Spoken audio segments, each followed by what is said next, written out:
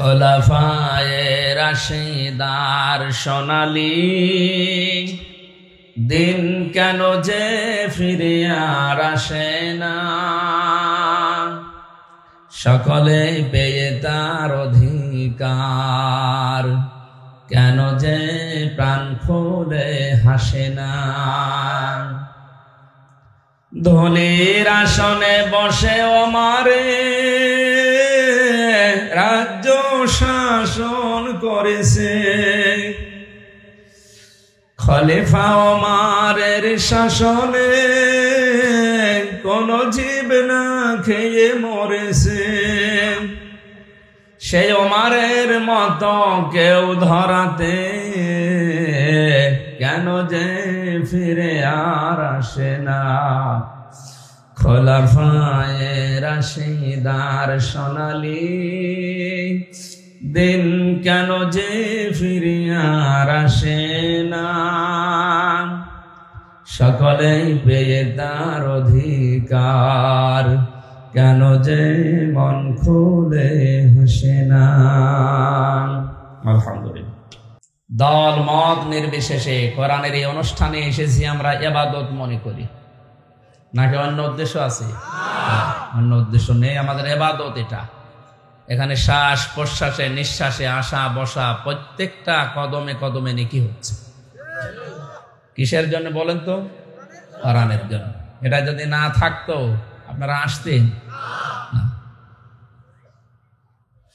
ওয়াইদ তাআযানা রাব্বুকুম line শাকারতুম লাযিদান্নাকুম ওয়া line কাফারতুম ইন্না আযাবি লাশাদীদ।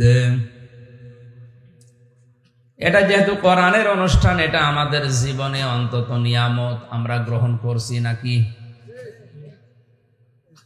সূরা ইব্রাহিমের আয়াতে আল্লাহ এটা জানিয়েছেন, ওয়াইদ তাআযানা রাব্বুকুম, তোমার রব যেন এলান দিচ্ছে যে একটি ঘোষণা। একটি কি চেয়ারম্যান সাহেবের পক্ষ থেকে পেয়াদা দিয়ে মাইক হাতে নিয়ে বলা হয় যে একটি এলান শোনেন এলাকার মানুষেরা, একটি ঘোষণা। আল্লাহ পাক যেন নিজে মাইক হাতে নিয়ে দুনিয়ায় নেমে পড়েছেন একটি ঘোষণা। কি সেই ঘোষণা বান্দা বান্দীদের জন্য? লাইন শাকারতুম লাযিদান্নাকুম, যদি আমার নিয়ামতের শুকরিয়া আদায় করো অবশ্যই আমি আল্লাহ ওই নিয়ামত তোমাদের জীবনে বৃদ্ধি করে দেব। নিয়ামতের শুকরিয়া কাকে বলে? বাংলাদেশে আমরা অনেকেই মনে করি টুটি পর্যন্ত একেবারে খেয়ে একটা ঢেকর তুলে বললাম আলহামদুলিল্লাহ হয়ে গেল। তাফসিরে মুফাসসির লিখেছেন তিনটা শর্ত মানা লাগবে আপনাকে নিয়ামতের শুকরিয়া আদায় করতে হলে। 1 নম্বরে মুখে স্বীকার করা লাগবে, 2 নম্বরে অন্তরে শান্তি পাওয়া লাগবে, 3 নম্বরে ওই নিয়ামতের যথাযথ কদর তার হুকুমে করা লাগবে। আজকের এই ময়দান যদি নিয়ামত মনে করেন, মুখে স্বীকার করে বলছেন আলহামদুলিল্লাহ, অবশ্যই আমাদের অন্তরে কোরআনের অনুষ্ঠানে আসতে পেরে আনন্দ লাগছে। কথা বলে না কেন? 3 নাম্বার শর্ত যেটা শুনবেন আজকে এখান থেকে, এটা শোনার পরে আপনার প্র্যাকটিক্যাল লাইফে বাস্তব জীবনে যদি এই কথাগুলো সেট করতে পারেন, তাহলে লাইন শাকারতুম লাযিদান্নাকুম, লামে তাকিদ নুনে সাকিলা দিয়ে আল্লাহ জানিয়েছেন অবশ্যই তোর জীবনে এরকম নিয়ামত আরো দেব। এটা সর্বশ্রেষ্ঠ নিয়ামত। কেন? এখানে প্রতিটি অক্ষরে 10টা করে নেকি হবে, কোনো সন্দেহ নেই। আর যদি আপনার মন আরো বড় থাকে, আমার আল্লাহ 700 পর্যন্ত দিতে পারে।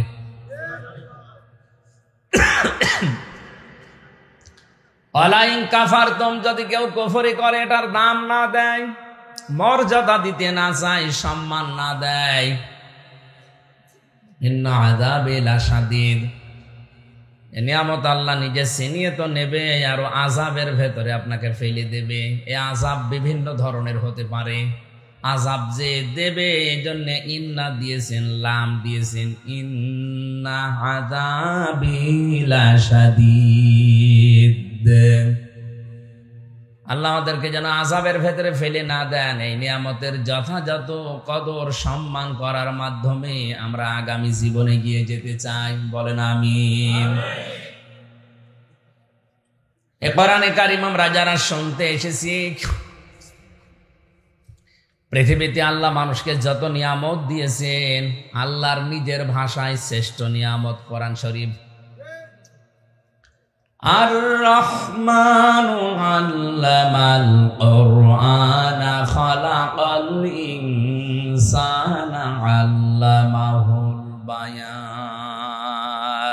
সুবহানাল্লাহ আলহামদুলিল্লাহ লা ইলাহা ইল্লাল্লাহ সুবহানাল্লাহ ওয়ালহামদুলিল্লাহ লা ইলাহা ইল্লাল্লাহ লা ইলাহা ইল্লাল্লাহ মুহাম্মাদুর রাসূলুল্লাহ।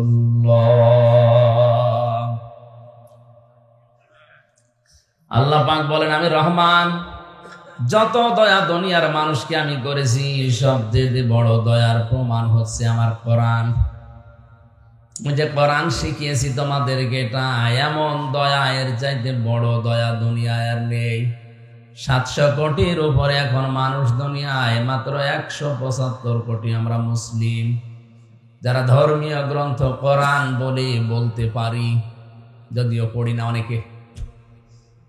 খালাকাল ইনসান, তিনি মানুষ বানিয়েছেন। আল্লামাহুল বায়ান, তিনি কথা বলা শিখিয়েছেন আমাদের।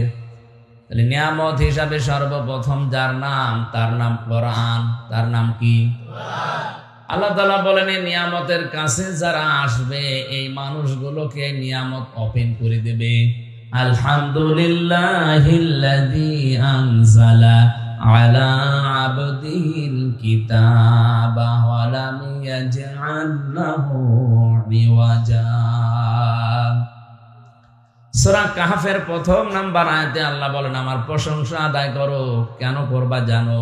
আমি আল্লাহ নিজে তোমাদেরকে এমন একটা কিতাব দিয়েছি, যে কিতাবের ভেতরে কোনো বক্রতা নেই, কোনো মারেফতের কথা নেই, কোনো গোপন কথা কোরআনে নেই। কোরআনে যা আছে সব ওপেন কথা। আজ বাংলাদেশ, ভারত আর পাকিস্তানে কত ভণ্ড ছড়িয়েছে যে কোরআনে কারিম এর ভেতরে মারেফতের কথা আছে 60 পারা, আর কোরআন ওপেন 90 পারা। বলেন নাউজুবিল্লাহ। আল্লাহ বলেন, এর ভেতরে কোনো মারেফতের কথা নেই, কারণ মারেফত শব্দটা এসেছে আরাফা থেকে।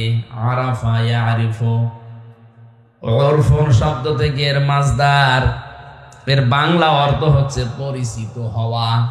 হযরতে আদম এবং হাওয়া যে ময়দানে পরিচিত হয়েছিলেন, ওই ময়দানের নাম কি? তা আপনি কিসের মারেফত বোঝাচ্ছেন? ওটা মারেফত না, ওটা মায়ের পথ। মানুষ মারার পথ বানিয়েছে। বলে দিনকাল ভালো না হুজুর, দোয়া করেন, গোপনে আসি।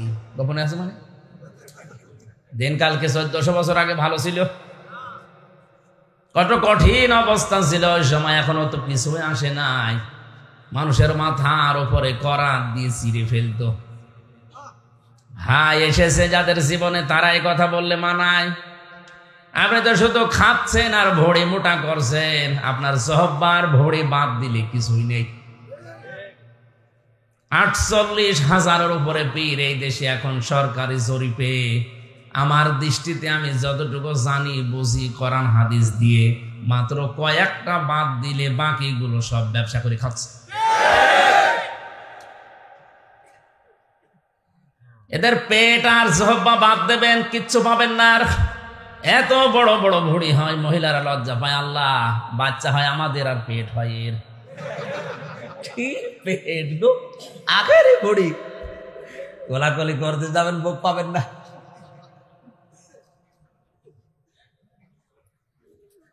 আমি হাসির জন্য বলি নাই, শিক্ষার জন্য বলছি।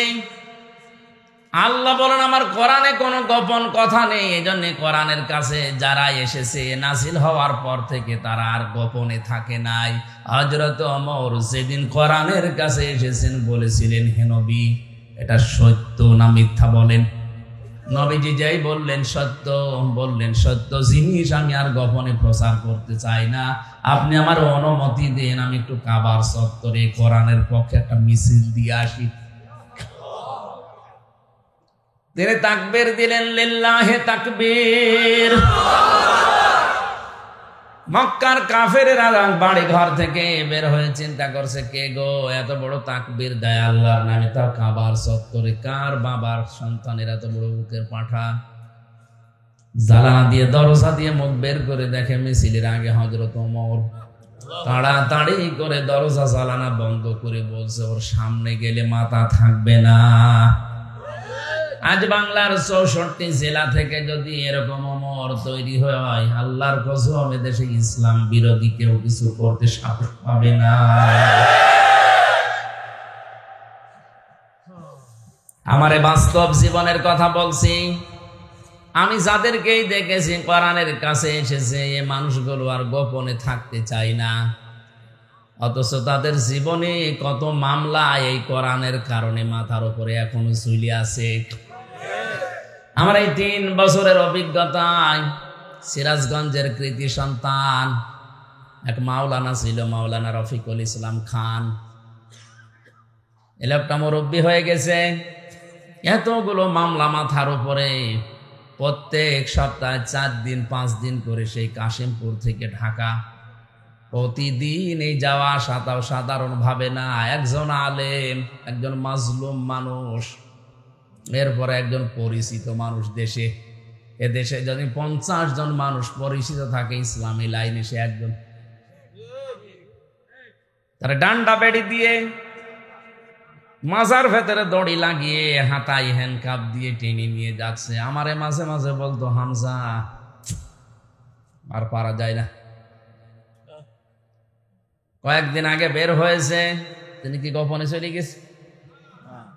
আরো ওপেন হয়েছে।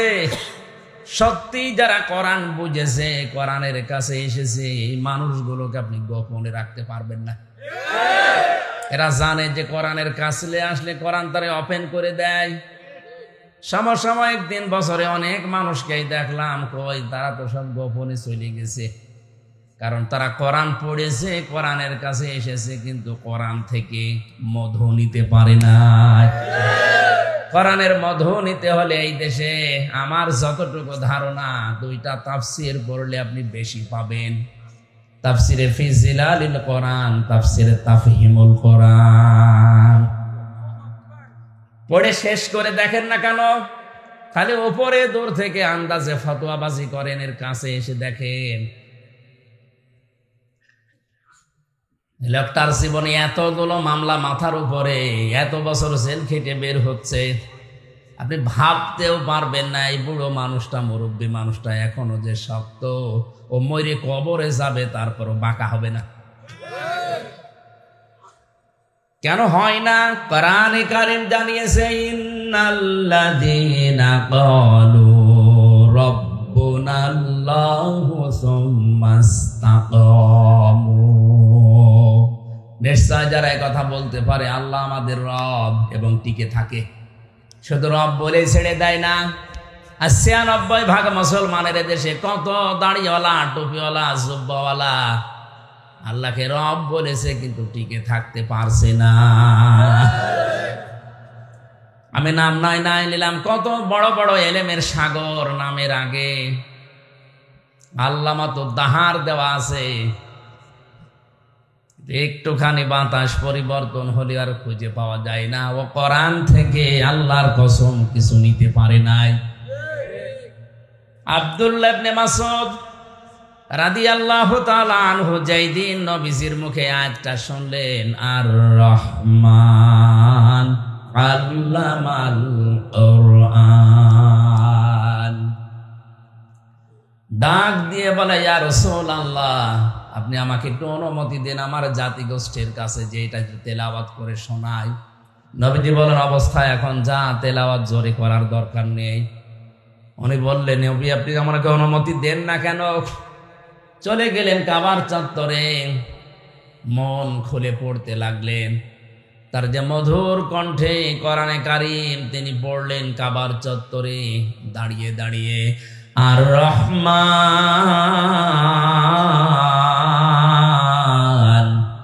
আল্লামাল কোরআন। ছুটে এসেছে কাফেররা। সর্বপ্রথম আবু জেহেল এসে কোরআনের আওয়াজ শোনার পরে তার এই ডান কানে দিয়েছে এক থাপ্পড়। হাদিসে এসেছে এত জোরে থাপ্পড় লাগিয়েছে হযরতে আব্দুল্লাহ ইবনে মাসউদের কান দিয়ে রক্ত পড়ছিল, জীবনের মতো কানটা নষ্ট হয়ে গেছে।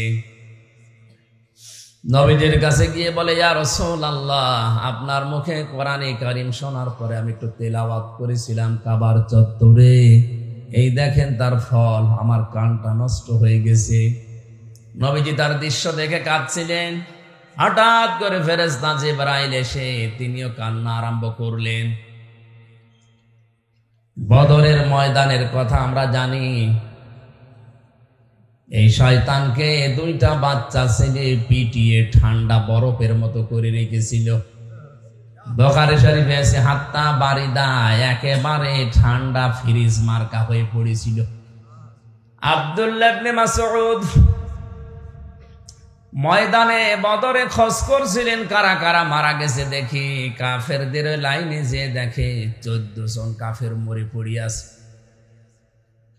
লাশগুলো দেখি কার কার, উনি খোঁজ করছিলেন দেখি ওই বড় শয়তানটা আছে কিনা। যে দেখে হ্যাঁ পড়ে আছে, নড়াচড়া নেই। ডাক দিয়ে বলে, আংতা আবু জেহেল? আবু জেহেল বলে, হ্যাঁ, নড়াচড়া তো নেই।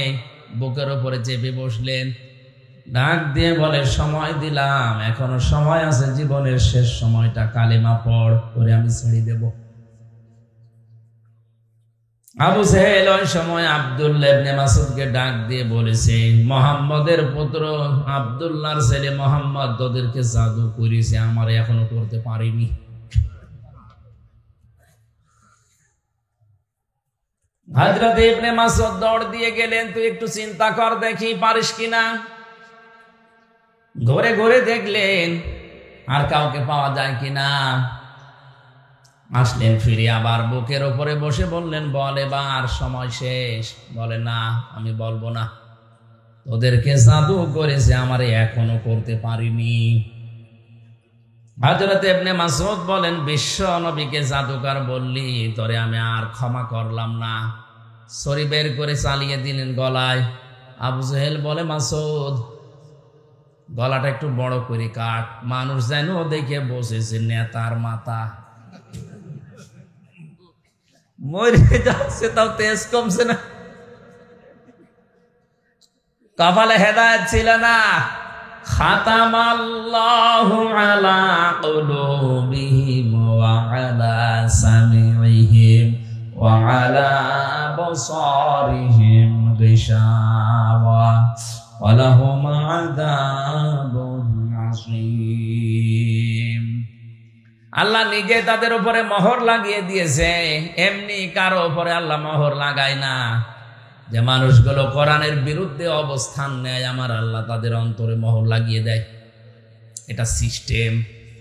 বাংলাদেশে আজ যারা কোরআনের ডাইরেক্ট ইনডাইরেক্ট বিরুদ্ধে আছেন, থামেন। আপনার অন্তরে আল্লাহ মোহর লাগিয়ে দেবে, কানের উপরে পর্দা লাগিয়ে দেবে, চোখের উপরে পর্দা লাগিয়ে দেবে। এর কপালে হেদায়েত ছিল না, এই জন্যে এই যে সুযোগ 2 বার পাওয়ার পরেও আল্লাহ ওকে হেদায়েত দেয়নি, ও পড়তেও পারেনি, উল্টা পাল্টা কথা বলেছে মরণের আগেও। হযরত ইবনে মাসউদ চিন্তা করলেন, এর মাথাটা তো কাটা হয়ে গেছে, দেখি নবীর কাছে নিয়ে যাই, বিশ্ব নবী দেখলে খুশি হবেন। মাথা ধরে টানে না, মাথা নড়ে না। কি গো, মাথা এত ভারী হয়ে গেল কি করে? মাথার ভেতরে বুদ্ধি এসেছে। মাথায় তো দড়ি বাঁধা ছিল, যে হাতের ভেতরে যে ছড়ি আছে, ছড়ি দিয়ে কানের ভেতরে ছিদ্র করিস, 2 কানে রশি পড়িয়ে টাইট করে বেঁধে অগ্রভাগটাকে টান দিতেছে। এবার মাথা নড়ে। আল্লাহ পাক বোঝাতে চেয়েছে, ইবনে মাসউদ, সূরা রহমানের আয়াত তেলাওয়াত করার কারণে এই শয়তান তোমার কান নষ্ট করেছিল একটা, আজকে তোমার হাতে আমি এর 2 কান ছিদ্রি করে দুনিয়ায় দেখিয়ে দিলাম। এখান থেকে শিক্ষা হচ্ছে, পৃথিবীতে যার উপরে যতটুকু কিছু করবেন ওর ডবল আল্লাহ আপনার উপরে তুলি আপনার মরণ দেবে। তাছাড়া দুনিয়ার জীবন আপনি ছাড়তে পারবেন না। কাউকে যদি 1 থাপ্পড় দিয়ে থাকেন, এমন পরিবেশ আল্লাহ পরবর্তীতে তৈরি করবে। ওয়াতিলকাল আইয়ামু নুদাউবিলুহা, এই পৃথিবীর সময় আল্লাহ পাল্টায়। আপনি 20 বছরে যা করেছেন এরকম 20 বছর আরো জীবনে ওই লোকটাকে আল্লাহ দেবে। আপনি যতটুকু করলেন ওর ডবল আল্লাহ আপনার জীবনে শেষ করবে, এরপরে কবরে যাবেন। আমি তো এটা বানালাম, কথা বলেন না কেন? নবীদের কাছে নিয়ে গেলেন, তাবর ভেতরে বিশ্ব নবী মুহাম্মদ রাসূলুল্লাহ দুহাত তুলে সেজদা দিয়ে দুহাত তুলে বলছে, রব্বুল আলামিন 313 জন নিয়ে এসেছিলাম, একটা লোককেও দেখতে পাচ্ছি না। হযরত আবু বকর চাদরটা শরীরের উপরে তুলে দিয়ে বলেন, হে রাসূল আপনি চিন্তা করবেন না, ওরা 313 জনই বাতিলের ভেতরে বন্টন হয়ে গেছে, ওরা আছে ময়দানে। ডাক দিলেন বাইরে দাঁড়িয়ে, রাসূলুল্লাহ একটু বের হয়ে আসেন, আপনার চিরশত্রু আবু জাহেলের মাথা নিয়ে এসেছি। নবীজি বাইরে আসলেন, মাথাটা দেখার পরে খুশি হলেন, হাসছিলেন। ইবনে মাসউদও হাসছিলেন। জিবরাইল এসে বলে, ইয়া রাসূলুল্লাহ ওই দিন কোরআন পড়ার কারণে এর কান নষ্ট করেছিল আবু জাহেল, আপনিও কাঁদছিলেন, আপনার সাহাবীও কাঁদছিল, ওই দিন আমিও কেঁদেছিলাম। আজকে আপনারা 2 জনই হাসেনের 2 কান ছিদ্র করে দিয়ে আমি এই হাসির ভেতরে একটু হেসে দিয়ে গেলাম। বলেন সুবহানাল্লাহ। আমার শিক্ষার বিষয় ছিল, পৃথিবীতে কেউ যদি কোরআনের কাছে আসে বুঝে শুনে, তাকে আপনি শত বাধা দিয়েও গোপনে রাখতে পারবেন না, ও ওপেন হবেই। এই কোরআন শোনার জন্য যারা আজ এসেছে, আজকে কিন্তু ওপেন কথা আছে তেলাওয়াত কিন্তু আয়াতে। আমরা আর গোপনে থাকতে চাই না, গোপনে থাকতে থাকতে আমাদের দিয়ে দেওয়ালে পিঠ ঠিকে গেছি। এখন আমরা ওপেন হব। দরুদ আর সালাম পড়ছে আমাদের নবী মুহাম্মদ রাসূলুল্লাহ সাল্লাল্লাহু আলাইহি ওয়াসাল্লামের প্রতি। যত নবী রাসূল আল্লাহ দুনিয়ায় পাঠিয়েছিলেন, প্রত্যেকটি নবী আর রাসূলকে আল্লাহ 3টা জিনিস দিয়েছেন। কয়টা? লাকাদ আরসালনা রুসুলানা বিল বায়্যিনাতি ওয়া আনজালনা মাআহুমুল কিতাবা ওয়াল মিজানা লিয়াকুমান নাস বিল কিসত। সূরা হাদীদের 25 নম্বর আয়াতে আল্লাহ পাক বলেন, নিশ্চয় আমি আমার রাসূলগণকে প্রেরণ করেছি স্পষ্ট প্রমাণ সহ। যত নবীকে আল্লাহ দুনিয়ায় পাঠিয়েছিলেন কম বেশি প্রত্যেককে আল্লাহ একটা জিনিস দিয়েছেন, ওহী। কি দিয়েছেন? প্রতিটি নবীকে আল্লাহ ওহী দিয়েছিলেন। তার ধারাবাহিকতায় আমাদের নবীকে আল্লাহ দিয়েছেন সর্বশ্রেষ্ঠ ওহী, তার নাম ফুরকান। অন্য নাম আমরা জানি কিতাব, আয-যিকির, আল-হুদা, বিভিন্ন নাম আছে। যত নবীকে আল্লাহ ওহী দিলেন, প্রত্যেকটি নবী কম বেশি ওহী পেয়ে তার জাতির লোকদেরকে ওহীর আলোকে সতর্ক করেছিলেন। কথা বুঝতেছেন? হযরতে সালেহ আলাইহিস সালামের জামানায় তিনি ওহী পেয়ে জাতির লোককে সতর্ক করেছিলেন 2টা বিষয়ে। জাতির লোকেরা তার কাছে সর্বপ্রথম যেটা আবদার করেছে, তোমাকে নবী হিসাবে মানতে পারি, এই বিশাল পাহাড় এর একেবারে চূড়া থেকে 10 মাসের একটা গর্ভবতী উট বের করে নিয়ে আসো, সেখান থেকে জীবন্ত বাচ্চা বের করে দাও। হযরত নূহ আলাইহিস সালাম আল্লাহর কাছে সিজদা দিয়ে দোয়া করেন, রব্বুল আলামিন এরা দেখতে চায় ওহীর আলোকে ডাক দেওয়ার পরে মুজিজা। 2 নম্বরে প্রত্যেকটি নবীকে আল্লাহ কম বেশি মুজিজা দিয়েছিলেন। আমার কাছে এরা মুজিজা চাই। আল্লাহ রাব্বুল আলামিন নবীজি হযরতে সালেহ আলাইহিস সালামের কথা দোয়া কবুল করে তাকে উটনি পাঠিয়ে দিলেন, 10 মাসের গর্ভবতী উটনি। আসতেছে ওঠ। আমার শিক্ষা দেওয়ার বিষয় এখানে ভালো করে খেয়াল করবেন। হাদিহি নাকাতুল্লাহি লাকুম আয়াতান ফাদারুহা তাকুল ফি আরদিল্লাহ। তিনি বললেন এটা আল্লাহর উষ্ঠে, এটা আয়াত, এটা নিদর্শন। ফাদারুহা তাকুল ফি আরদিল্লাহ, এই জমিনে ছড়িয়ে যাবে, চড়ে বেড়াবে, যা ইচ্ছা খাবে, যা ইচ্ছা পান করবে, কেউ নিষেধ করতে পারবা না। কারণ এটা আমি নিয়ে আসতে চাইনি, তোমরাই আমাকে নিয়ে আসতে বাধ্য করেছো আল্লাহর কাছ থেকে।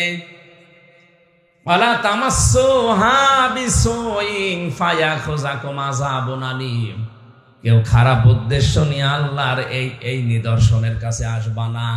কেউ যদি খারাপ উদ্দেশ্য নিয়ে ষড়যন্ত্র নিয়ে এর কাছে আসো, আল্লাহ কিন্তু আযাব পাঠাবে। ঘটনা 10 মিনিট না, আমি 1 মিনিটে শেষ করছি। শেষ পর্যন্ত ওরা মানে নাই। পোস্টের বিভিন্ন কাজ কারবার দেখে তাদের ফসল আদি, ফল ফল আদি, পানি সব খেয়ে ফেলে। শেষ পর্যন্ত এরা 9 জন ডাকাতকে ঠিক করে ওষ্ঠীকে মেরে ফেলে। আল্লাহ রাব্বুল আলামিন তাদের প্রতি যে গজব দিয়েছিলেন, যে আযাব পাঠিয়েছিলেন, হযরতে সালেহ আলাইহিস সালামের এই জামানায় আল্লাহ একটা নিদর্শন পাঠিয়ে তারা দেখার পরও বিশ্বাস করে নাই। এখানে শব্দ আয়াতের ভেতরে আয়াতান শব্দটাও আছে। হযরতে সালেহ আলাইহিস সালামের জামানার উষ্ঠের চাইতে মুহাম্মদুর রাসূলুল্লাহর সর্বশ্রেষ্ঠ মুজিজা যেটা কোরআন, এটা আরো উত্তম। এটা পৃথিবীর শ্রেষ্ঠ মুজিজা বলা হয় এটাকে। দুনিয়ার যত নবীকে আল্লাহ মুজিজা দিলেন, তাদের মুজিজা তাদের জীবদ্দশা পর্যন্ত ছিল। জীবন শেষ, মুজিজার কার্যকারিতা শেষ হয়ে গেছে।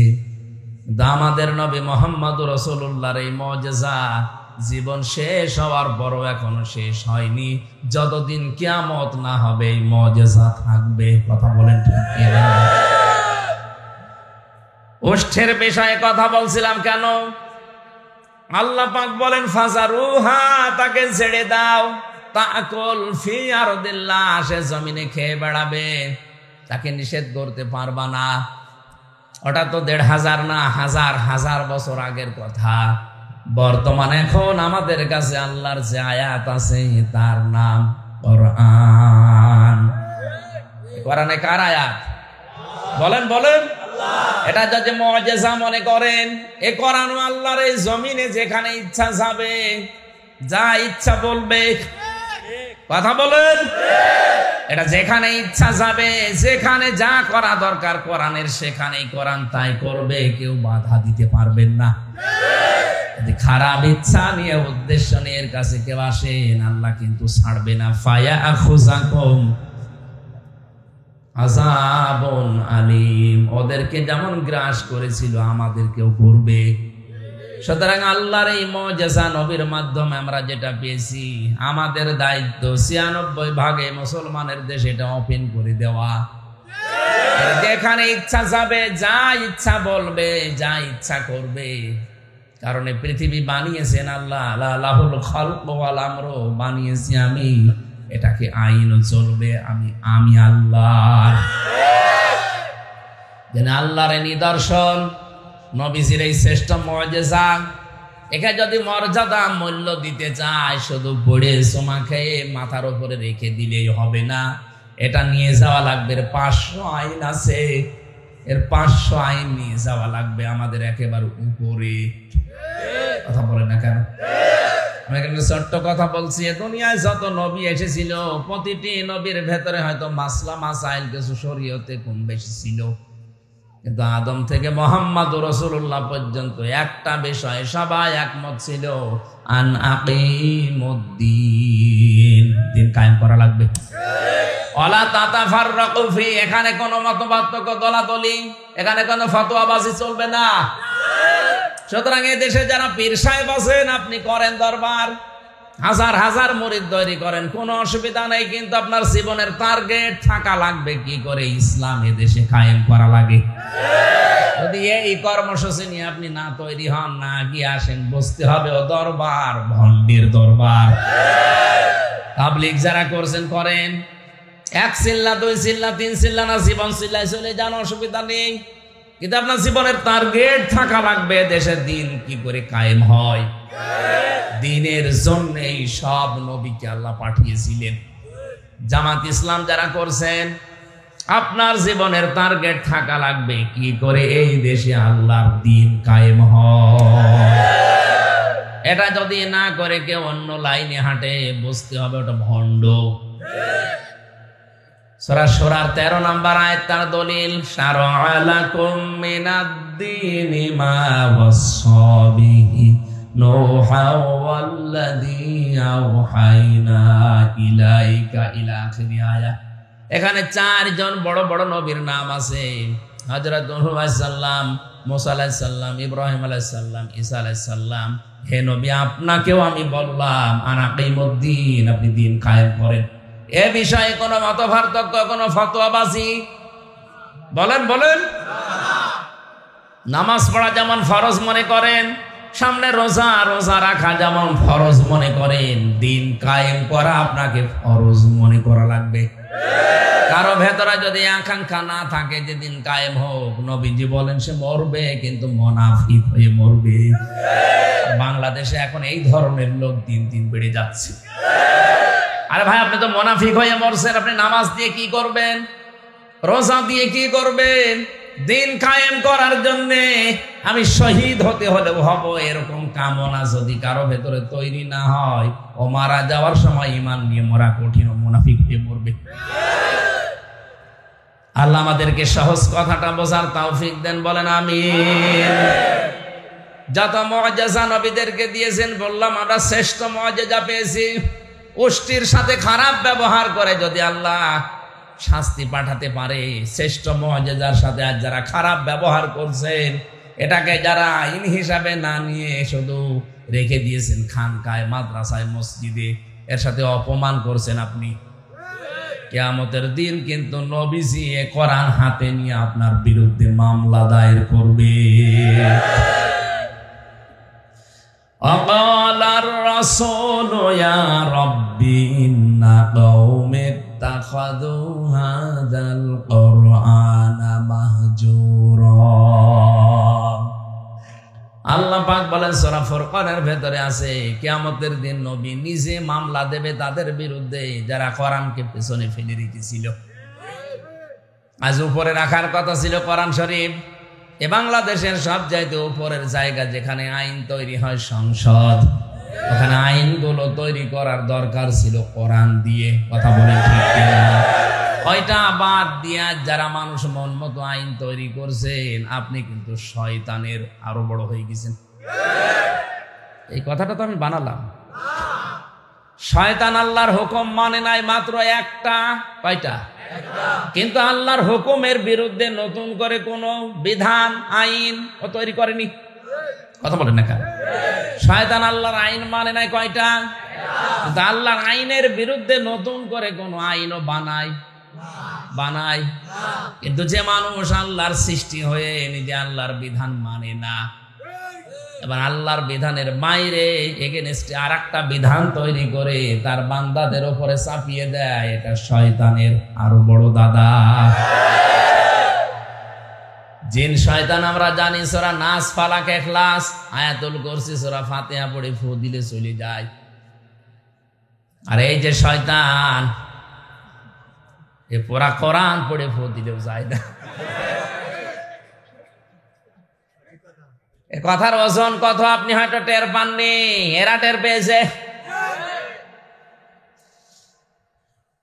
মানবরূপী শয়তানগুলো ভর করে আমাদের শিক্ষা ব্যবস্থা জাহান্নাম বানিয়ে ফেলেছে।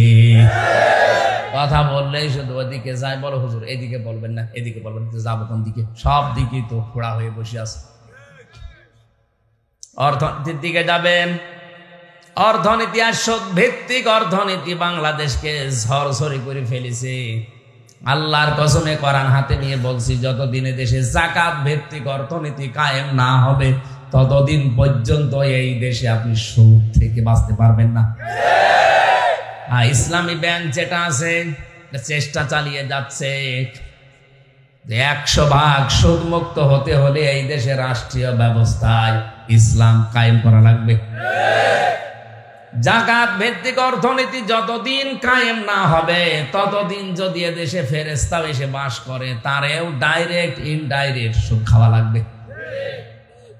আপনি কি মনে করছেন যে মাথার এই টুপিটা এর ভেতরে সুদ, এতে গায়ে যে জামাটা কোটিটা এর ভেতরেও সুদ আছে? জাকাত ভিত্তিক অর্থনীতি কায়েম না হলে দেশে ফেরেশতা বাস করলেও সে বাঁচতে পারবে না।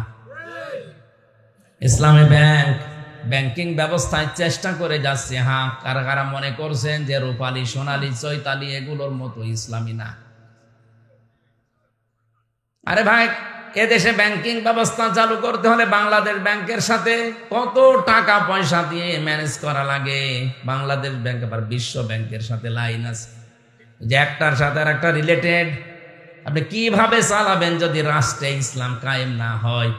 তারপরও এরা যতগুলো নিয়ম নীতি মেনে চলে অন্যান্য ব্যাংকের তুলনায় 100%, আমি হালাল বলবো না, কিন্তু 100%-এর 99% আছে। বাকিটুকু ওদের আয়ত্তে নেই। যতদিন ইসলাম 100% কায়েম না হবে ততদিন ওদের আয়ত্তে আসবে না, মুখ দিয়ে বললেও হবে না। সুতরাং সোনালী, রূপালী, চৈতালি আর যা ব্যাংক আছে ওগুলোর চাইতে আপনি নির্দ্বিধায় ইসলামী ব্যাংকে লেনদেন কারবার করতে পারেন, কোনো অসুবিধা নেই। যদি মনে করেন গোনা হোক, যারা দায়িত্বে আছে বড় বড় আলেমেরা, এই যে ওবায়দুল্লাহ হামজা সাহেব আছে, মাওলানা জাফরি সাহেব আছে, আরো বড় বড় আলেম যারা আছে, গোনা যদি হয় আল্লাহ তাদের দেবে। আপনি নির্দ্বিধায় শরীয়তের যে স্পেশাল কাজকর্ম এই দেশে ইসলামকে এগিয়ে নেওয়ার জন্য কোটি কোটি টাকা এরা বন্যার সময় বিভিন্ন যখন দুর্যোগ হয় এরা বিলোপন করে। অন্য ব্যাংক তো 5 টাকা আমরা দিতে দেখি না। সব চাইতে বড় ভালো লাগে এদের কাজ কারবারে নামাজের সময় হলে যত গুরুত্বপূর্ণ থাকাকে নামাজ পড়ি নেয়। আরে ভাই, আল্লাহর ফরজ এই বিধানটা যারা মানে তাদের দিকে তাকিয়ে হলেও তো আপনার কিছু করা দরকার। আপনি দেখবেন জোহরের নামাজ আর আসরের নামাজ ওরা ব্যাংকের ভেতরে এই জামাতবদ্ধ হয়ে একজনের ইমামতিতে পড়ছে। আপনি রূপালী ব্যাংকে, সোনালী ব্যাংকে, অগ্রণী ব্যাংকে, চৈতালি ব্যাংকে যাই বলেন যে নামাজ পাবেন, এই কথা বলেন না কেন? অথচ নামাজের সময় মুসলমানের জন্য কাজ করা হারাম। কাজ করা কি হারাম থেকে অন্তত বেশি ওরা তো সেবা দিয়ে যাচ্ছে। 100% পারছে না, আমি আবার বলছি না পারবে না, 99% তো পারছে। তারপর আপনার চিন্তা নেই, যারা দায়িত্বে আছে গোনা যদি হয় আল্লাহকে বলবেন ওবায়দুল্লাহ হামজাকে দেন, মাওলানা জাফরিকে দেন। আমার কথা বলার বিষয় ছিল আল্লাহ রাব্বুল আলামিন যে মুআজিজা পাঠিয়েছেন সর্বশ্রেষ্ঠ, এটা যেখানে ইচ্ছা যাওয়া দরকার, যেখানে ইচ্ছা খাওয়া দরকার, কিন্তু আজ যেখানে যেখানে যেতে পারে না নির্ধারিত করে দিয়েছি আমরা। মানুষ মরে গেলে যান, অসুবিধা নেই, এরা পাঠিয়ে দিচ্ছে হুজুর দিয়ে। আরে ভাই, মানুষ মরে গেলে এরে পাঠাবেন, এটা দিয়ে কোন লাভ হবে? ও তো মরে গেছে, ওর তো জীবিত অবস্থায় শোনানোর দরকার ছিল। এখন যে লোকটা মারা গেল উনি যদি কোরআন সামনে নিয়ে পড়ে যে আল্লাহর সৃষ্টি যারা পরিবর্ধন করে ফেলেছে তাদের কোনো ক্ষমা নেই, এই কথাটা কোরআনে সূরা নিসায় আছে। উনি তো পড়বে, এটা তেলাওয়াত করবে। আল্লাহর সৃষ্টি যারা রদবদল করে ফেলে, আল্লাহর সৃষ্টি যারা হাত দেয়, এরা আল্লাহর দৃষ্টিতে সবচাইতে বড় ঘৃণিত। আপনি যে শরীফার নামে আল্লাহর সৃষ্টিকে উল্টাপাল্টা করতে চাচ্ছেন, ট্রান্সজেন্ডার নাম দিয়েছে। কিসের ট্রান্সজেন্ডার? হিজড়া, এটা শারীরিক সমস্যা, আল্লাহ বানিয়েছে ওইভাবে। কিন্তু সমকামিতা যারা করতে চায়, পুরুষে পুরুষে বিয়ে, নারীতে নারীতে বিয়ে, সকালবেলা শরীফ থেকে বিকালে শরীফা হয়ে যে কাজ করতে চাচ্ছে, এটা মানসিক সমস্যা। এটার একমাত্র ঔষধ পিটানি ছাড়া কিছু নেই। কোথায় নিয়ে যাচ্ছেন জাতিকে আপনি টের পাচ্ছেন না। সকালে একটা লোক বলছে আমি শরীফ, বিকালে বলছে না আমার যেন শরীফা মনে হচ্ছে। শরীফা মনে হলেই যদি হয়তো তাও তো হতো না। শরীফা মনে করিয়েই আপনি তো এবার একটা ধান্দা খুলবেন যে আমি যেহেতু শরীফা আমার মহিলা হোস্টেলে সিট দেন। কথা বলেন না কেন? মহিলা হোস্টেলে সিট নিয়ে, যেখানে আপনার মেয়ে আছে, আপনার বোন আছে, আপনার ফুফু আছে, ও বেটা যতই দাবি করুক যে আমি শরীফা, মাল কি? কথা বলেন না কেন? ওখানে যেও ঠিক থাকবে? এক লোক প্রশ্ন করছে, হুজুর যুবক যুবতী এক বেডে ঘুমানো জায়েজ আছে? হ্যাঁ জায়েজ আছে, কিন্তু ওরা তো ঘুমাবে না। ওরা ঘুমাবে, আপনি শরীফ থেকে শরীফা হয়ে ঘুমাবেন? আপনি তো ধান্দা খুলে বসে আছেন। চরিত্রের কত বিকৃতি ঘটলে মানুষ এইটা সাবজেক্ট আকারে তুলে দিতে পারে বলেন? আরে ভাই, মরবো তো আমি একা না, আপনিও তো মরছেন। আপনার মেয়ে ওই হোস্টেলে থাকে, আপনার বোন থাকে, আপনার ফুফু থাকে। ও বেটা সকালে শরীফ ছিল, বিকালে নাম শরীফ পাল্টিয়ে গেছে, ঠিক থাকবে আপনার মেয়ে? হ্যাঁ কথা বলে না কেন? আপনার মেয়ে কয়েকদিন পরে যার সন্তান পেটে নিয়ে বাড়ি আসবে, তখন টের পাবেন। আপনারা বলে কোনো লাভ নেই, কারণ আপনি তো ওই চরিত্রেরই। কি এবারও বলছে ঠিক, আসলেও তো ঠিক, ও তো চরিত্র আছে। চলচ্চিত্রে যারা কাজ করে, টাকা যে পোস্টার গুলো লাগায়, এমন ভাবে জড়িয়ে ধরেছে জীবন যায় যায় অবস্থা। আমার মনে হয় এই যে ভাই জহির ভাই, ওনার ছোট্ট মেয়েকে নিয়ে যদি এই বাঁশখালী বাজারে যায়, আর যে পোস্টার লাগানো, যদি মেয়েটা জিজ্ঞাসা করে আব্বা এটা কি, মরি দেওয়া ছাড়াও ভাই। চলচ্চিত্রে যারা আছে, আমার মনে হয় এরা এদের পরিবারস্থ লোকদের কাছে কি বলে বিবেচিত হয়, এরা কি মানুষ না জানোয়ার ছাড়িয়ে গেছে? এরা আজ প্রেস ক্লাবের সামনে বিভিন্ন সাংবাদিক সম্মেলন করে বলছে, না আমরা এই অধিকার চাই, আমরা আমেরিকার মতো অধিকার নেবে। অধিকার নিয়ে আপনারা নিজেরা নষ্ট হয়ে জাহান্নামে যান, কোনো অসুবিধা নাই, আমাদের নিয়ে যাওয়ার জন্য চেষ্টা চালিয়েন না। আমরা আপনাদের সাথে যেতে চাই না জাহান্নামে, কথা বলেন ঠিক কিনা? একা মরলে তো হয়তো, আপনি তো মারছেন আমাদেরও। 2 তলা লঞ্চ বা স্টিমার বা নৌকা, ওপর তলায় আমরা আছি, নিচ তলায় যারা আছে ওদের পানি আছে নিচে, কিন্তু পানি নিলেই ফোঁটা করে নেওয়া লাগবে। এই জন্য উপরে আসে বারবার। উপরে যারা আছে ওরা যদি বারবার বলে ডিস্টার্ব করো, পানি নিতে আসো, নিচেই তো পানি আছে, ওরা যে বলে ঠিক আছে তোদের কাছে আর যাবো না, কথাও শুনবো না, পানি দেখি কত নেওয়া লাগে।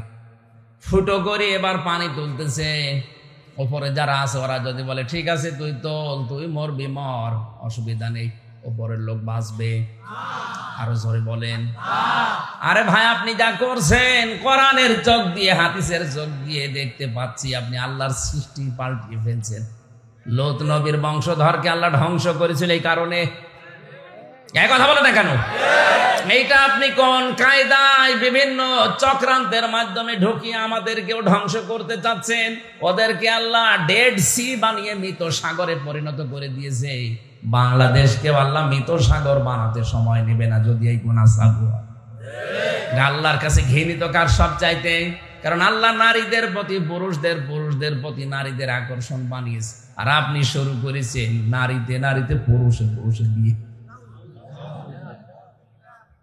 এই গজব যারা তৈরি করতে চাচ্ছেন, বাংলাদেশকে ধ্বংসের দ্বার প্রান্তে পৌঁছাতে চাচ্ছেন, এটা ডুবিয়ে দিতে চাচ্ছেন, উপরে বসে বসে তো তামসা দেখতে পারি না, বাধ্য হয়ে আপনাকে এখন মানা করা লাগছে।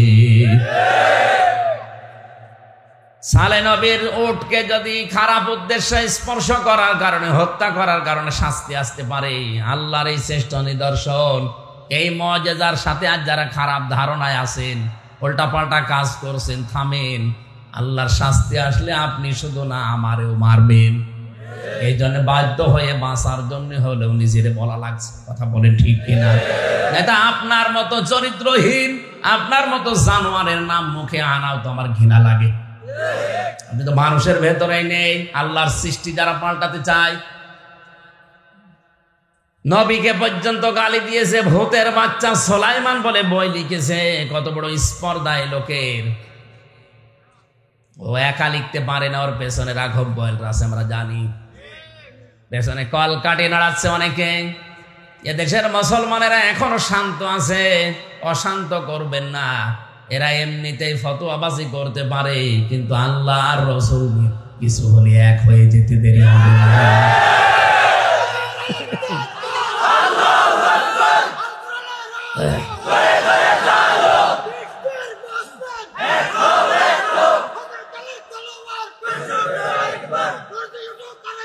আমার ভাইরা, তৃতীয় নম্বরে আল্লাহর নবীদেরকে আল্লাহ বাজ্যেনাত দিয়েছিলেন। এমন উন্নত চরিত্র তাদের ছিল। আমি সব নবী না, আমাদের নবীর একটা কথা কয়েক মিনিটে একটু বলছি আমাদের শিক্ষার জন্যে। হযরতে যায়েদকে খাদিজাতুল কুবরা বাজার থেকে কিনে এনে নবীজির কাছে দিয়েছিলেন খাদেম হিসাবে কাজ করার জন্যে। 7 দিন পরে হযরতে যায়েদের পিতার চাচা খোঁজ পেয়ে এসেছে, ডাক দিয়ে বলে, ইয়া রাসূলুল্লাহ, জানতে পেরেছি আমাদের সন্তান আপনার কাছে আছে, যায়েদ, দয়া করে ফেরত দেন। নবীজি বলেন, যায়েদ যদি তোমাদেরকে চিনতে পারে আর যদি যেতে চায় আমি নিষেধ করব না, আর যদি যেতে না চাই, চিনতে না পারে, আমি কিন্তু ছেড়ে দেব না, আমি এরকম মানুষ না। পিতা বললেন, অবশ্যই আপনি যুক্তিপূর্ণ কথা বলেছেন। হযরতে যায়েদকে আনা হলো, ডাক দিয়ে বলে, ইয়া রাসূলুল্লাহ, এই আমার বাবা আর এটা আমার চাচা। দুইজনেই বলে, যায়েদ বাড়ি চলো, তোমার মা কাঁদতেছে, বাড়িতে যা আছে সবই তোমার, সব দিয়ে দেব তোমাকে। হযরতে যায়েদ ডাক দিয়ে বলেছিলেন, হে আমার বাবা, হে আমার চাচা, মা কাঁদতেছে, বাড়ির সম্পদ আমাকে দিতে চান। বাড়ির সম্পদ শুধু না, তামাম দুনিয়াও যদি আমারে আপনি দিতে চান, এই 7 দিন এ লোকটার কাছে থাকার পরে যে ব্যবহার পেয়েছি, তামাম দুনিয়া দিলেও এ লোকটাকে ছেড়ে যাওয়া যায় না। কি ব্যবহার পেয়েছিলেন 7 দিনে? আপনার বাড়ির চাকরটা, দোকানদার যেটা আছে, দোকানের কর্মচারীটা, বাড়িতে যে মেয়ের লোকটা কাজ করে, কাজের মেয়েটা, আপনার ড্রাইভারকে যদি বলেন, বাবা তোরে 10 লাখ টাকা দিয়ে ছেড়ে দেব, তুই কি চলে যাবি? ও বলবে, শয়তান, তুই আমারে ছাড়।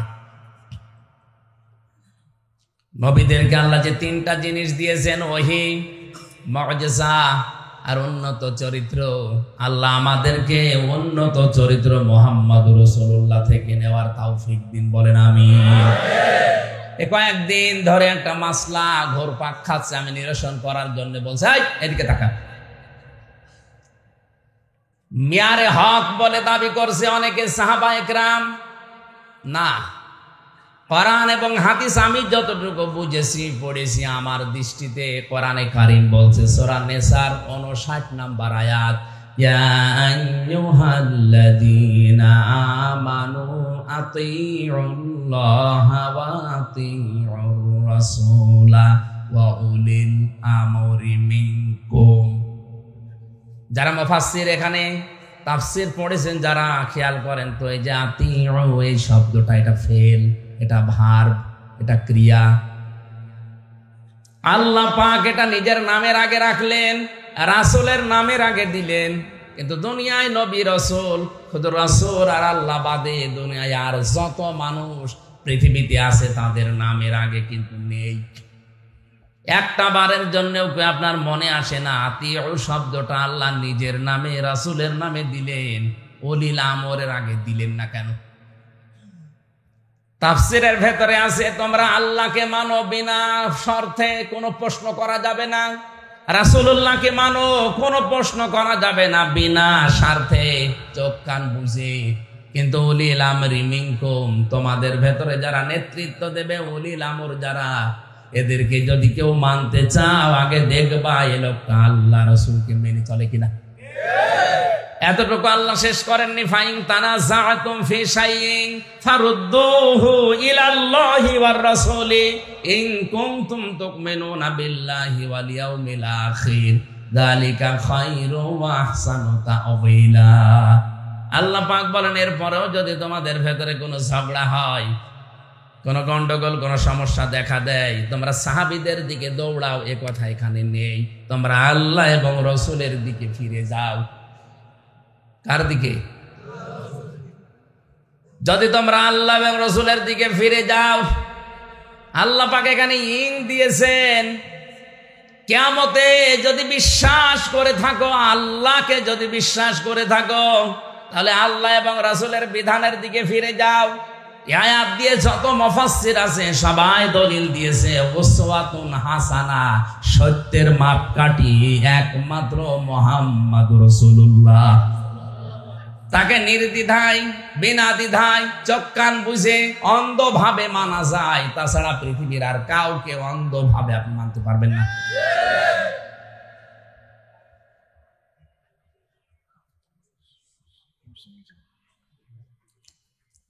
বিশ্বনবী বিদায় হজের ভাষণের দিন তার সামনে 1,14,000 সাহাবী ছিল। পাশে আবু বকর, ওমর, উসমান, আলী রিদওয়ানুল্লাহি তাআলা আলাইহিম আজমাইন ছিল না?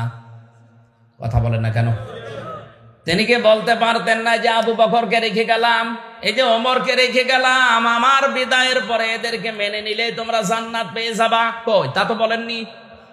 তিনি বলেছিলেন কোরআন আর সুন্নাহ রাখলাম। আপনার মাথায় কি গোবর ভরা? একটু বোঝেন না, চিন্তা ভাবনা করে কথাগুলো শুধু উল্টা পাল্টা দোষ দিয়ে যান। সত্যের মাপকাঠি এই পৃথিবীতে নবী মুহাম্মদুর রাসূলুল্লাহ। এই কারণে, কারণ তার আগে পেছনের সব অপরাধ আল্লাহ মাফ করে দিয়েছে। তার জীবনে কোনো ভুল নেই। নবীরা মাসুম ছিলেন, বেগুনাহ ছিলেন, নিষ্পাপ ছিলেন। পৃথিবীর অন্য কোনো মানুষের ব্যাপারে আল্লাহ এই সিদ্ধান্ত নেয়নি। হযরত ওমর মাঝে মাঝে বলতেন, হুযায়ফা, নবীজি যে মুনাফিকের লিস্ট দিয়েছে মদিনাতে, ওই লিস্টটা একটু দেখি আমার নামটা আছে কিনা। হুযায়ফা বলতেন, কি বলেন আপনি, আপনার নাম থাকবে? আপনি তো জান্নাতের সার্টিফিকেট পেয়েছেন। হযরত ওমর বলে, হুযায়ফা, আমি নবীর মুখে শুনেছি নবী রাসূল ছাড়া কারো ঈমান নিরাপদ না। কে কখন বেঈমান হয়ে যায় বলা যায় না। তা আপনার কি এসব হাদিস সিলেবাসে নেই? এগুলো কি আপনার পড়াশোনার ভেতরে আসে না? শুধু বিরোধিতা করতে হবে তাই অন্ধভাবে বিরোধিতা করে যাচ্ছেন। আপনার বিবেকে কি বলে? একটা ভুল বের করেন তো। নবীকে বলতে পারতেন না যে ওমরকে, আবু বকরকে, ওসমানকে রাখলাম, এদেরকে অনুসরণ করলে তোমরা জান্নাত পেয়ে যাবা? বলতে পারতেন না?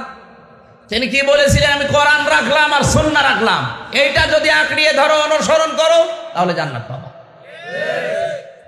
খালি উল্টা পাল্টা মনে করে যা ওরা সাহাবীদেরকে ভুল ধরে, সাহাবীদের দেখতে পারে না। তোমার চাইতে সাহাবীর মহব্বত আমার কম নেই। সাহাবীদের মহব্বত আমাদের যদি কম থাকতো, বিনা কারণে, কোন কারণে আমি 3 বছর ছেলে থাকলাম বলেন? মহব্বত দেখাতে এসেছি।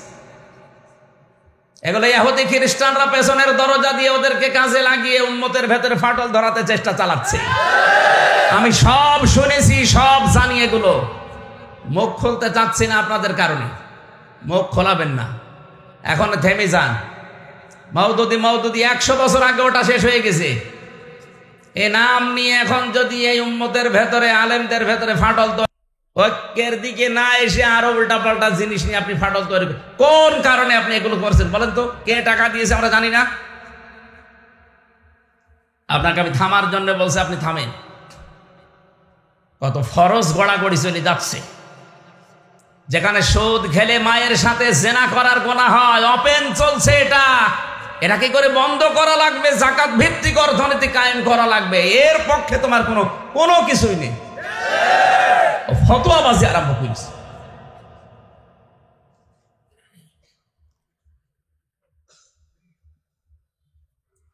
আজ জালেমে জালেমে কত মহব্বত দেখতে পাচ্ছি, আর আলেমে আলেম আজ দুশমনি তৈরি করার জন্য কিছু আলেম ইহুদিদের টাকা খেয়ে উঠে পড়ে লিখেছি।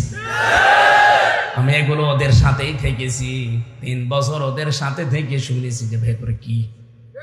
ইহুদি খ্রিস্টানদের কোটি কোটি টাকা পেয়ে মুসলমানদের ভেতরে আজ ফাটল ধরাতে ওরা গোপনে কাজ করছে। কোন ফরজ বিষয় নিয়ে কথা বলে না, কোন ওয়াজিব বিষয় নিয়ে কথা বলে না। কথা যত ওদের বিতর্কিত মাসলা নিয়ে, এইগুলো নিয়ে শুধু। আল্লাহর কোরআনে জানাচ্ছে যে কোনো বিষয়ে যদি ঝগড়া হয়, তোমরা আল্লাহ এবং রাসূলের কাছে যাও যদি কিয়ামতে আর আল্লাহতে বিশ্বাস করো। আপনি কোন জায়গায় এখানে পেলেন যে অন্য কারো নাম আছে? as-sahabikan nujum, এই হাদিস আপনি পড়েছেন, এর সনদ মতন গুলো আগে ভালোভাবে খেয়াল করে দেখেন। সাহাবীদের চরিত্র সম্পর্কে আমাদের কোনো বক্তব্য আছে? আমরা সবাই জানি তাদেরকে আল্লাহ পছন্দ করে, রাদিয়াল্লাহু আনহুম ওয়া রাদু আনহু নাযিল করেছে। তারা যেমন খুশি আল্লাহর উপরে, আল্লাহ খুশি। যে সমস্ত সাহাবীদের ঐতিহাসিক জীবনী নিয়ে মতপার্থক্য আছে আমরা ওই পর্যন্ত রেখে দিয়েছি, না আর দরকার নেই। খালি খুশিয়ে খুশিয়ে বের করার চেষ্টা করেন। আমরা তেলাওয়াত করেছিলাম সূরা মুদ্দাসসিরের 3টা আয়াত। আমার যতটুকু আয়াত আছে কোরআন, এই 3টা আয়াতে যত কথা আল্লাহ জানিয়েছে কিয়ামত পর্যন্ত আলোচনা করলে এই 3টা আয়াত শেষ হবে না, এত কথা এর ভেতরে আছে। আমরা দেখি চেষ্টা চালাই তাফসীর আকারে কথা বলার। আল্লাহ আমাদেরকে যেন ভেতর থেকে কিছু বের করার তৌফিক দেন, বলেন আমিন। জবান খুলে পড়েন আউযু বিল্লাহি মিনাশ শাইতানির রাজিম, বিসমিল্লাহির রহমানির রহিম। ইয়া আইয়ুহাল মুদ্দাসসির কুম ফাআনদির ওয়া রাব্বাকা ফাকাব্বির। সাদাকাল্লাহুল আযীম। বিশ্বনবীকে আল্লাহ সর্বপ্রথম যে 5টা আয়াত দিয়েছিলেন সূরা ইকরা আলাকের, জিবরাইল এসে বললেন, হে নবী আপনি বলেন ইকরা। 3বার বলার পরও তিনি কিন্তু বলেননি, 3বারই বলেছিলেন মা আনা বিকারি, আমি পড়তে জানি না। বুকে চাপ দিয়ে যখন বললেন ইকরা বিইসমি রাব্বিকাল্লাযী খালাক, বিশ্বনবী এবার জিবরাইলের সাথে পড়া আরম্ভ করলেন। একটু চিন্তা আসে না এখান থেকে, নবীজি প্রথম 3বার কেন পড়লেন না? 3বারই বললেন না আমি জানি না। 4র্থবার যখন পুরো আয়াত পড়লেন তখন তিনি শুরু করে দিলেন 5টা আয়াত জিবরাইলের পেছনে পেছনে পড়লেন। এই জন্যে উম্মতকে শিক্ষা দিয়েছেন, ও জিবরাইল আমি পড়বো কি? তুমি তো বারবার খালি ইকরা ইকরা বলো, আমি কি পড়বো? যখনই বলেছো বিইসমি রাব্বিকা, তোমার রবের নামে পড়ো, আমি কিন্তু পড়া আরম্ভ করেছি। এখান থেকে আমার উম্মতেরা যেন শিক্ষা নেয়, পড়াশোনা করতে হলে রবের নামে পড়া লাগবে। আজ আমাদের শিক্ষা ব্যবস্থায় রবের নামে পড়া আছে? বলেন। ইকরা বিসমি রাব্বিকাল্লাযী খালাক, বিসমিল্লাহির রহমানির রহিম, ইন্নাদ-দীনা ইনদাল্লাহিল ইসলাম, আল ইয়াওমা আকমালতু লাকুম দীনাকুম। এই কথাগুলো আগে বিভিন্ন মনোগ্রামে ছিল, আস্তে আস্তে তুলে দিচ্ছি আমরা। আরে ভাই এগুলো যদি তুলে দেন মানুষ শিক্ষিত হবে, কিন্তু জানোয়ার হবে। আমি নিজে দেখেছি, শিক্ষিত হচ্ছে না। আর যাদের আচরণ দেখলে জানোয়ারের চাইতেও খারাপ মনে হয়। একটা আলেমের সাথে যে ব্যবহার করে, আমি নিজে তো সাক্ষী, সাধারণ মানুষের সাথে কি করে, অথচ শিক্ষিত, অনার্স মাস্টার্স করা বিসিএস ক্যাডার। এই চোখে দেখেছি শিক্ষক অজু করছে, ছাত্র পায়ে পানি ঢেলে দিচ্ছে, পায়ে কাদা লেগে আছে, 6-7 বছরের বয়সের ছাত্র হাত দিয়ে পরিষ্কার করে দিচ্ছে। আমি এই চোখে এটাও দেখেছি শিক্ষক ক্লাস নিচ্ছে মাস্টার্সে বিশ্ববিদ্যালয়ে, ছাত্র জুতা দিয়ে পিটাচ্ছে, বলছে শালা তোরে মেরেই ফেলবো। ছাত্র তো 2টা, এটা কেবল 5 দিন গেছে মাদ্রাসা, এটা মানুষের মতো মানুষ হচ্ছে, আর ওইটা মাস্টার্স করে জানোয়ার হয়ে গেছে। কয়েকদিন পরে ওই জানোয়ার এরকম একটা চেয়ারে বসবে। কথা বলেন না কেন? ওর যে চরিত্র, যে শিক্ষককে জোতা দিয়ে পিটাতে পারে, ওকে আর মানুষের মতো আচরণ আছে ওর? ওর ভেতরে যেটা আছে সব পশু হয়ে গেছে। কারণ মদ, গাঁজা, ফেন্সিডিল, বিড়ি, ইয়াবা, নারী নিয়ে ব্যস্ত থাকতো এই 5-6 বছর। বিশ্ববিদ্যালয়ে এমনও মানুষ দেখেছি সকালবেলা মদ দিয়ে কুলি করে। 3-4 জন থাকে একটা হলের ভেতরে, 3 জন যদি বিড়ি খায়, একজন খেতে না চায়, জোর করে খাওয়ায়, খাওয়া লাগবে।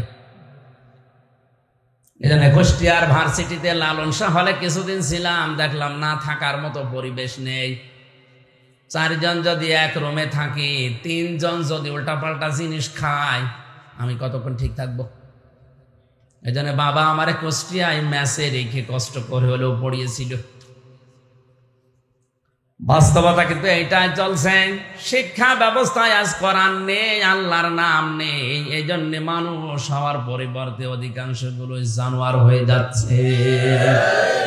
যেন আমাদের এই মাহফিল থেকে আহ্বান থাকবে যারা শিক্ষা ব্যবস্থায় আছেন, 1 থেকে মাস্টার্স পর্যন্ত, স্কুল হোক, কলেজ হোক, বিশ্ববিদ্যালয়, মাদ্রাসা যাই হোক, সিলেবাসে আমরা 1 থেকে 100 নাম্বার চাই।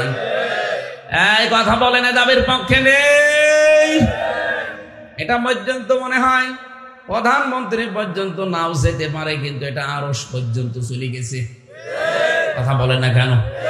আমরা চাই এটা আরশে যাক, কিয়ামতে যেন এটা সাক্ষী হয়ে আমার পক্ষে দাঁড়ায়। 5টা আয়াত নিয়ে আসছিলেন, হঠাৎ করে তিনি দেখলেন আসমান আর জমিনের মাঝে চেয়ার নিয়ে একজন বসে আছে। নবীজি বলেন, আমি ভয় পেয়ে গেলাম। ইবনে কাসিরের বর্ণনা, কিছুক্ষণ যাওয়ার পরে আমি হুবড়ি খেয়ে পড়ে গেলাম। তাড়াতাড়ি করে উঠে বাড়িতে যেয়ে বললাম স্ত্রী খাদিজাতুল কুবরাকে যে আমাকে ঢেকে দাও। হযরতে খাদিজা আমাকে ঢেকে দিলেন। আমি কাঁপছিলাম, এত ভয় পেয়েছি। আমাকে বস্ত্র আবৃত করে চাদর দিয়ে, কম্বল দিয়ে, লেপ দিয়ে, তোশক দিয়ে, যাই বলেন মুড়িয়ে রেখেছে। হঠাৎ দেখি ওই ফেরেশতা এসে আমার কাছে বলে, ইয়া আইয়ুহাল মুদ্দাসসির, হে কম্বলওয়ালা, হে চাদরওয়ালা, বস্ত্র আবৃত ব্যক্তি, পোশাক পরিহিত ব্যক্তি, এভাবে পোশাক পরে বসে থাকার জন্য আপনাকে পাঠাইনি আল্লাহ। ওঠেন, ওম ফাংজির, সতর্কবাণী শোনার মানুষকে। জাতি জাহান্নামে যাচ্ছে আর তুমি বসে গাছতলায় হু হু করছো, এটা তোমার কাজ না। তুমি তো আলেম, নবী এখন নেই, নবীর ওই দায়িত্ব আলেমদের। আল উলামা ওয়ারাসাতুল আম্বিয়া, আলেমরা নবীর ওয়ারিস, উত্তরাধিকারী। নবী থাকলে যা করতেন এখন আলেমদের তাই করা লাগবে। শুধু আলেমদের না, বাল্লিগু আন্নি ওয়ালাউ আয়া, বাল্লিগ না বাল্লিগু, বহু বছর। এই বাল্লিগুর ভেতরে যদি আমি হামজা আছি, জহির ভাই নেই, আপনারা নেই, এদেশের 16 কোটি মানুষও আছে। কারণ এদেশে 96% মুসলমান, 18 কোটির ভেতরে 16 কোটি আমরা। নবীর উম্মত বলে যদি দাবি করেন, নবীর নির্দেশ মানা আপনার জন্য জরুরি। এই কথা বলেন, এই নির্দেশ শুধু আল্লাহর নবী আমাকে দিয়েছে। আমি পালন করতে গিয়ে 3 বছর ছেলে থাকবো আর আপনি বুক ফুলিয়ে ঘুরবেন না, হবে না। যতটুকু জানেন অতটুকুই প্রচার করা লাগবে। আমার হয়তো বেশি আয়ত্ত আছে, আমি বেশি প্রচার করি বেড়াই। আপনার তো কুল হুয়াল্লাহু আহাদ জানা আছে, এটাই প্রচার করেন। আমার মনে হয় নবীর এই কথাকে ফরজ মনে করে দেশের 16 কোটি মানুষ যদি এক বাক্যে বলতো, যা জানি তাই প্রচার করব, কোরআনের মাহফিলে কেউ বাধা দিতে পারতো না। কারণ সবাই প্রচার করছে, বাধা দেবেন কারে? যে বাধা দেয় তারও তো এটা দায়িত্ব ছিল, যে ওসি বাধা দেবে, যে এসপি বাধা দেবে, যে ডিসি বাধা দেবে, যে এমপি বাধা দেবে, যে উপজেলা চেয়ারম্যান, সেও তো মুসলমান, সেও নবীর উম্মত দাবি করছে। তারও এই দায়িত্ব ছিল যে সেও যতটুকু জানে সে প্রচার করবে। নবীকে আল্লাহ বলেন, দাঁড়ান, বসে থাকার জন্য আপনাকে আমি পাঠাইনি, শুয়ে থাকবেন কম্বল মুড়ো দিয়ে না। ওঠেন, সতর্ক বাণী প্রচার করেন জাতির ভেতরে। যত বিষয়ে সতর্ক করেছিলেন নবীজি, এই কোরআনে প্রায় 500টা সতর্ক বাণী আছে। কত? এখন একটা একটা করে সতর্ক বাণীগুলো যদি 500টা বলতে যাই, ব্যাখ্যা দিয়ে সারা রাত চলে যাবে। এই জন্য বলছিলাম এত কথা আছে। কোরআন আল্লাহ সামারাইজ করে আমার মনে হয় কুম ফানজিরের ভেতরে দিয়ে দিয়েছেন। আপনি সতর্ক করবেন যেটা নিয়ে সর্বপ্রথম সতর্ক হবে আপনার রব সম্পর্কে। রব্বাকা ফাকাব্বির, আপনার রবের নামে আপনি সতর্ক করেন, আপনার রবের নামে আপনি তাকবীর দেন। এই যে আমরা লিল্লাহি তাকবীর, আল্লাহু আকবার বলি, এটা আমাদের বানানো না, এটা কোরআনের। যাদের স্লোগানে আল্লাহু আকবার নেই, ওটা মুসলমানের কোন স্লোগান হতে পারে না। মুসলমান দাবি করলে আপনার রবের নামে তাকবীর দেওয়া লাগবে, এটা আল্লাহর নির্দেশ। কথা বলেন না কেন? বিশ্বনবীর সাহাবী হযরত ওমরের কথা বললাম, তিনি মুসলমান হয়ে তাকবীর দিয়েছিলেন কি বলে? লিল্লাহি তাকবীর।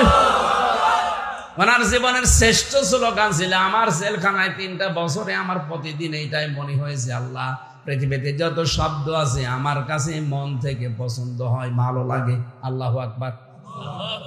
এই শব্দটা আমার এত ভালো লাগে, আমার অজান্তে সব সময় যেন বের হতেই থাকে আল্লাহু আকবার, আল্লাহু আকবার। আর আমার মনের ধারণা, আমার কামনা, আমার ইচ্ছা, আমার মনে হয় আমার আল্লাহ আমাকে এই কারণে মাফ করে দেবে, আমি আশা রাখি। কারণ আল্লাহু আকবারের শব্দটা এত বড়, এত মহান, এত দামি। আমি বলতে চাই যে আল্লাহ তুমি পৃথিবীর সব চাইতে বড়, উপরে। জোরে বলেন আল্লাহু আকবার। রবের নামে তাকবীর আজ আমরা অনেকে দিতে চাই না, দিতে পারিও না।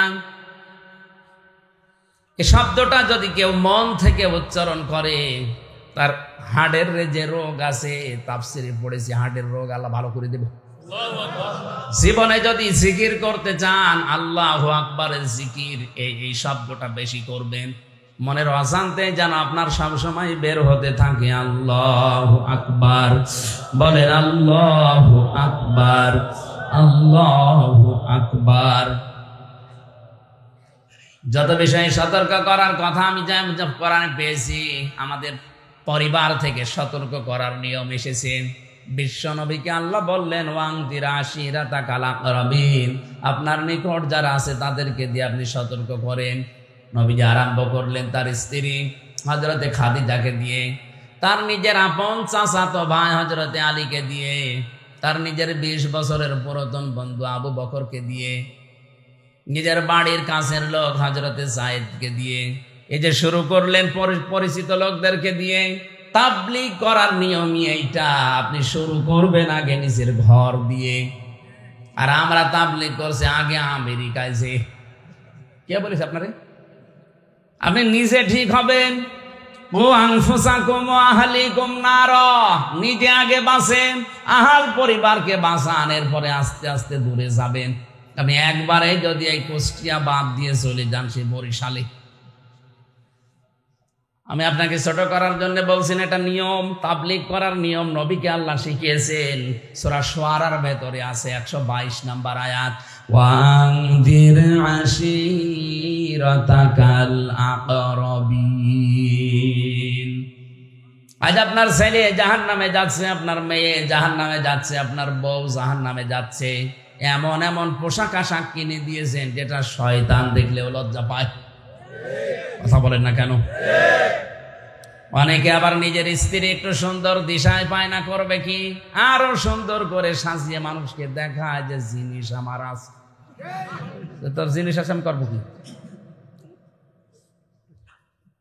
কুষ্টিয়ার এই যে মজমপুর গেটে ছোটবেলায় বলতে যখন বিশ্ববিদ্যালয় ছিলাম, দেখি একজন মোটরসাইকেলে করে সুন্দর করে বউ সাজিয়ে নিয়ে যাচ্ছে। সালাম দিয়ে বললাম, ভাইকে? তোর ভাবি। কি পরিয়েছে নাকি, শাড়ি না মশারি? মানে একবার তাকানোর পর আর তাকানো যাচ্ছে না, এমন জায়গা দেখা যাচ্ছে। আমার কানের কাছে মুখ নিয়ে বলছে, হামজা করবো কি, সারা জীবন তো আমি দেখলাম, আমি আর কত দেখবো, এলাকার মানুষের হক নেই, হক আদায় করে বেড়াচ্ছে। এরকম হক আদায় করা মানুষের চট্টগ্রামে নেই। আরে ভাই, আপনার নিজের মোবাইল দামি, নিজের ঘড়ি দামি, জামা দামি, টি শার্ট দামি, টুপি দামি, আর যত রকমের কম দামি হয়ে গেছে আপনার মেয়ে আর বউ। এইটাকে আপনি ওপেন ভাবে খুলে খুলে দেখান মানুষকে, মানুষের চোখের নজর জানেন। অনেকে বলে হুজুর আমি ভালো নজরে তাকাই, ওরে শয়তান, ওর নজর কত হলো টাটকা নির্ভেজাল শয়তান। মা বোন যারা এসেছেন, সম্মানিতা মা বোনেরা, নিজেদেরকে আপনি সম্মান মর্যাদা যদি বাড়াতে যান দুনিয়া আখেরাতে, হেজাবের ভেতরে, পর্দার ভেতরে আসেন। এটা আপনার রক্ষা কবচ। মনে করবেন 2 জন পাহারাদার আপনার সাথে আছে, যদি আপনার বোরকার ভেতরে শরীর থাকে।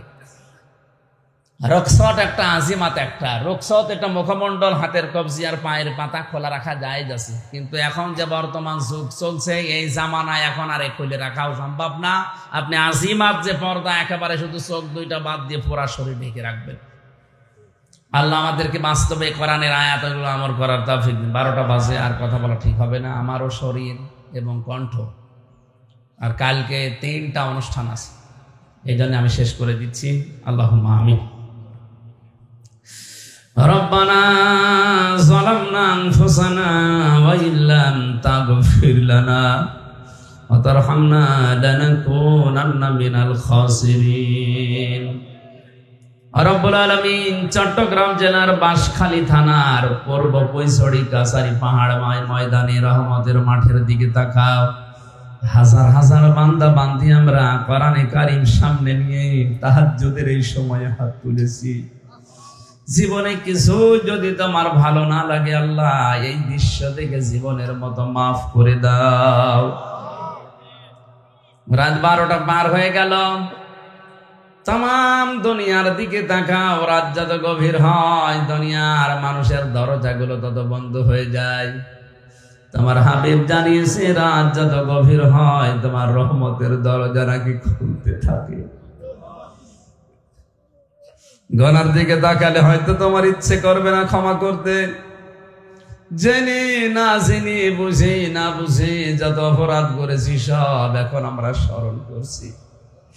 কোরআনের ইজ্জতে নিজ গুণে এগুলো মাফ করে দাও। সারাটা জীবন অপরাধ করে জীবনটা নষ্ট করে ফেলেছি আল্লাহ। হাত উঠায় কথা বলবো ভয় করে, লজ্জা করে। কিয়ামতে না জানি আবার অপমানিত হয়ে যায় কিনা। আল্লাহ আমাদের অপমান করো না, কুদরতের চাদর দিয়ে ঢেকে আল্লাহ তুমি নিজ গুণে ক্ষমা করে দিও। যত গুনাহ করিয়াছি গোপনে মাফ করে দাও আল্লাহ তুমি নিজ গুণে। আল্লাহ তাআলা মাহফিলের সভাপতি, প্রধান অতিথি, বিশেষ অতিথি যারা এসেছে তাকিয়ে দেখো, অনেক মুরব্বী মানুষ দাঁড়িয়ে পাকা হাত তুলে কাঁদতেছে। তোমার হাবিব জানিয়েছে দাড়ি যাদের পাকা তাদের দেখলে লাগে তোমার লজ্জা হয়। এদের দাড়ির দিকে, চোখের পানের দিকে তাকিয়ে আবু বকরের সাথে কবুল করি নাও। আমার জহিরুল ইসলাম ভাই সহ যত মর্দে মুজাহিদ এখানে হাত তুলে আমিন আমিন করছে। মাহফিলের বাস্তবায়নে যারা আছে সবাইকে তুমি ওমরের মতো বানাও। সম্মানিত মা বোনদেরকে তুমি আসিয়ার মতো, খাদিজার মতো বানিয়ে দাও। আমার কণ্ঠটা তুমি আগের অবস্থায় ফিরিয়ে দাও। মুক্ত জীবনে যখন ফিরিয়ে দিয়েছো আমার শরীরটা তুমি শেফায়ে কামেলা জেলা নসিব করো। কোরআনের কথাগুলো সহজ সরল ভাষায় যেন বলতে পারি সেই তৌফিক, সেই ইলম আমাকে ভিক্ষা দাও। আল্লাহ তাআলা আলহাজ মুজিবুর রহমান মাননীয় এমপি, তার যে দায়িত্ব সেটা সঠিকভাবে পালন করার সুযোগ দাও। তার শরীরকে সুস্থ রাখো, তার মা বাবাকে মাফ করো, তার ব্যবসা বাণিজ্যে বরকত দাও। এলাকায় মাটির নিচে যত মানুষ ঘুমিয়ে আছে সবাইকে নিজ গুণে কবরে ক্ষমা করে দাও। আগামীতে এই অনুষ্ঠানটা কোরআনের প্রসারে আরো বিশাল আকারে মঞ্জুর করো। মনের ভেতরে যার যা কামনা বাসনা আছে আমাদের জায়েজ আশাগুলো পূর্ণ করে দাও। আল্লাহুম্মা ইন্নী আসআলুকা শাহাদাতান ফি সাবিলিক। কখন মরণ চলে আসে জানি না। আল্লাহ তাআলা মরণ আসলেই যেন আমাদের মুখে জারি হয়ে যায় লা ইলাহা ইল্লাল্লাহ মুহাম্মাদুর রাসূলুল্লাহ।